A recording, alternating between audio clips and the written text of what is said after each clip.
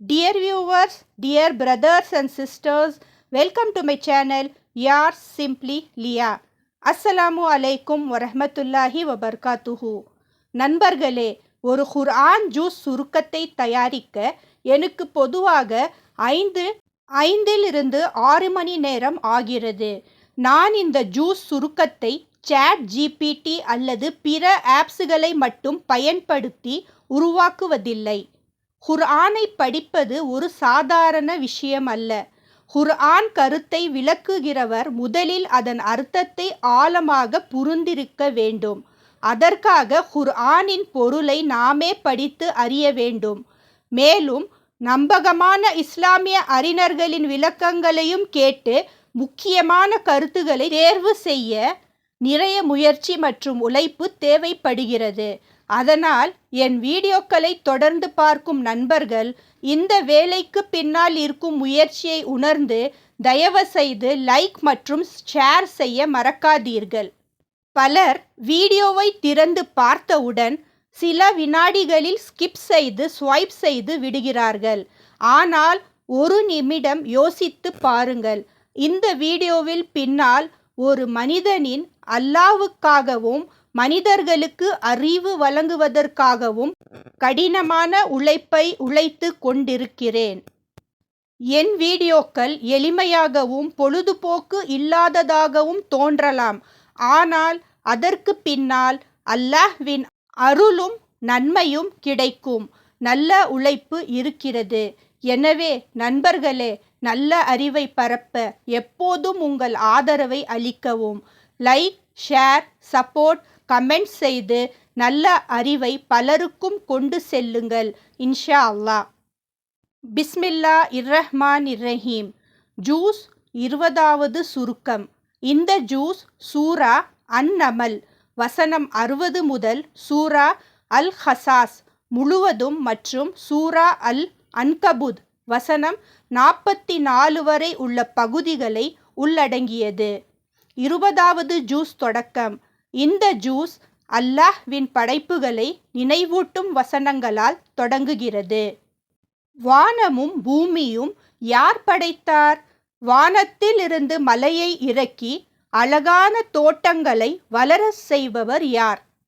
அவற்றில் மரங்களை வளரச் செய்வது உங்கள் சக்தியா? அல்லாஹ்வை தவிர வேறு இறைவன் இருக்கிறானா?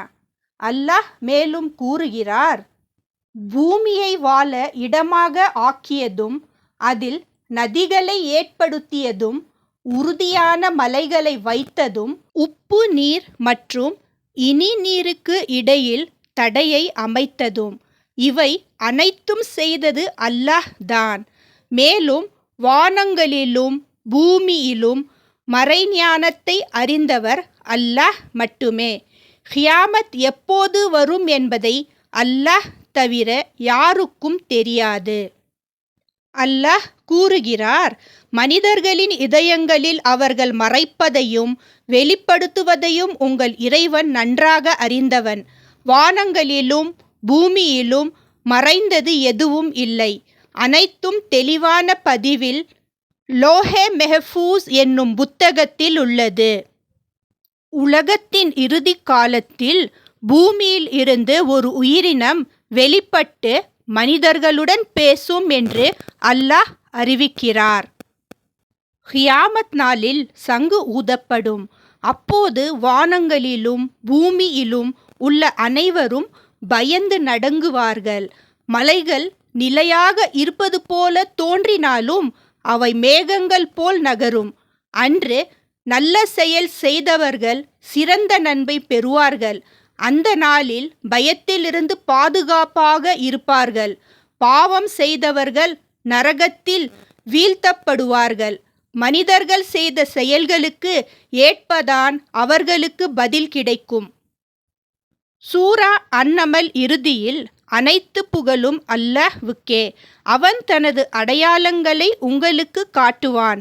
நீங்கள் அவற்றை அறிந்து கொள்வீர்கள். உங்கள் இறைவன் நீங்கள் செய்கிறதை பற்றி அறியாமல் இல்லை. சூரா அன்-நமலுக்கு பிறகு சூரா அல்-கசாஸ் வருகிறது. இந்த சூறாவில் நபி மூசா அலைஹிஸ்ஸலாம் மற்றும் ஃபிர்அவுனின் சம்பவம் முழுவதும் கூறப்படுகிறது. ஃபிர்அவுன் தனது நாட்டில் பெருமை கொண்டு மக்களை பிரிவுகளாக பிரித்தான். பனி இஸ்ராயேல்களை அடக்கியான். அவர்களின் ஆண் குழந்தைகளை கொன்று பெண்களை உயிருடன் விட்டான். மூசா அலைஹிஸ்ஸலாம் பிறந்தபோது அல்லாஹ் அவரது தாய்க்கு குழந்தையை ஒரு பெட்டியில் வைத்து நதியில் விடு என்று அறிவுறுத்தினார். அந்த குழந்தை ஃபிர்அவுனின் அரண்மனைக்கு சென்றது. பின்னர் அல்லாஹ் வாக்குறுதியளித்தபடி அவரது தாயுடன் மீண்டும் சேர்க்கப்பட்டார். பெரியவராக வளர்ந்தபோது ஒரு மனிதன் தவறுதலாக கொல்லப்பட்டதால் மூசா அலைஹிஸ்ஸலாம் நகரத்திலிருந்து வெளியேறி மதியன் சென்றார். அங்கு 2 பெண்களுக்கு ஆடுகளை நீர் குடிக்க உதவினார். அவர்களின் தந்தை அவரை வேலைக்கு எடுத்தார். அவர் தனது மகள்களின் ஒருவரை திருமணம் செய்து வைத்தார். 8 அல்லது 10வது வருடம் வேலை செய்வது நிபந்தனை.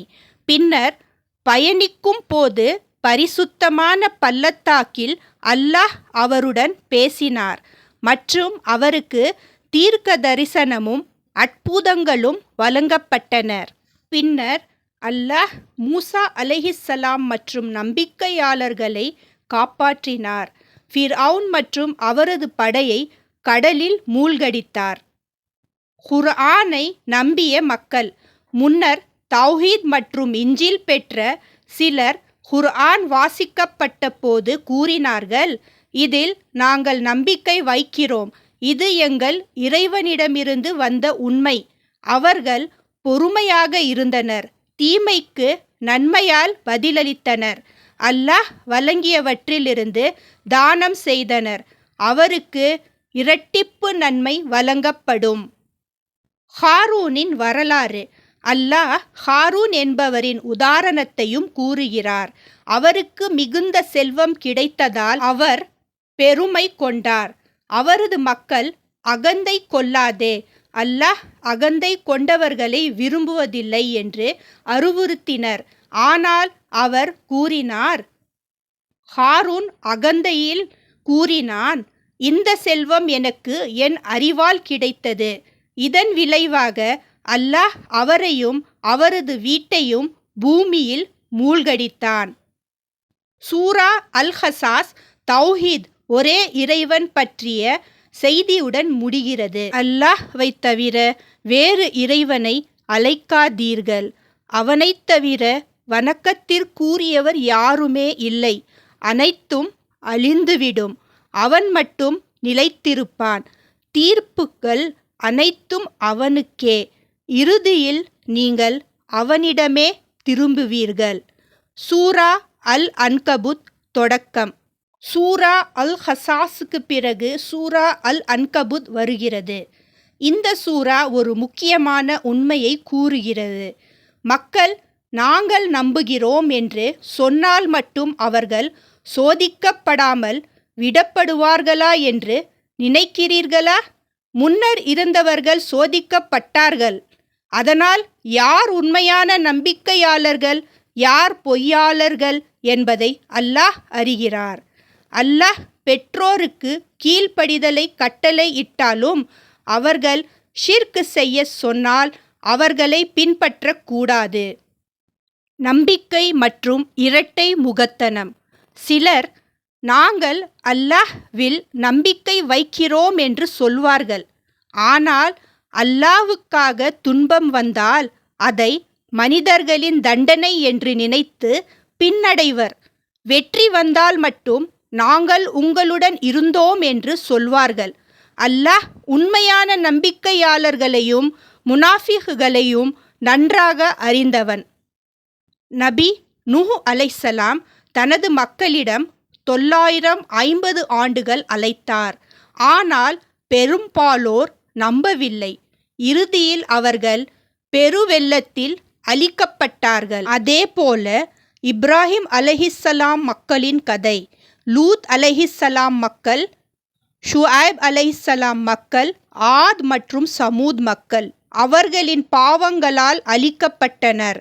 அல்லாஹ் கூறுகிறார், சிலருக்கு கல்லை பொழியும் புயல், பயங்கர சத்தம், பூமி விலங்குதல், மூழ்கடித்தல் போன்ற தண்டனைகள் வழங்கப்பட்டன.